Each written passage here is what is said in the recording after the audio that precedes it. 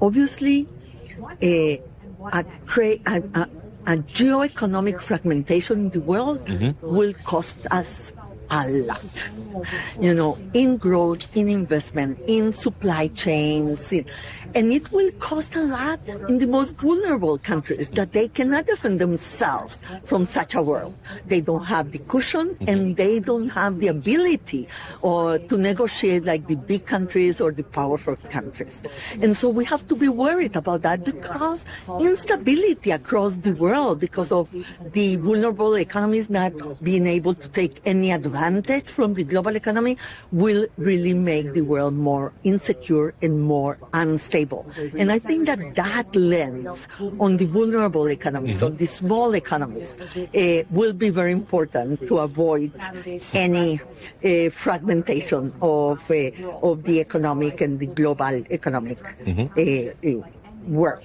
But the second part is that it doesn't make so much sense, yes? Okay, how so? It doesn't make sense for anybody because at the end we all will lose. So I prefer, it's true that tariffs have gone up, but it's also true that a pure open trade war has not happened because there are negotiations.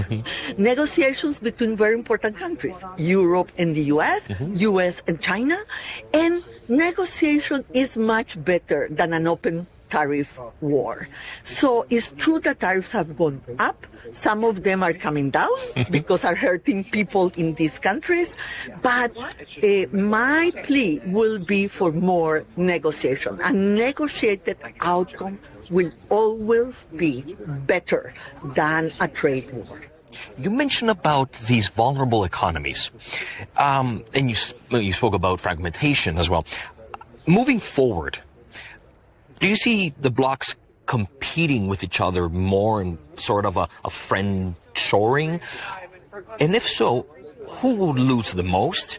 And how can the developing countries make sure that they're not the ones actually being squeezed out? We have seen some trends for friend-shoring, but that has a limit because at the end, the world is very interdependent. So you can do a little bit of that, but you cannot go all the way in trade blocks, fragmented completely, dissociated.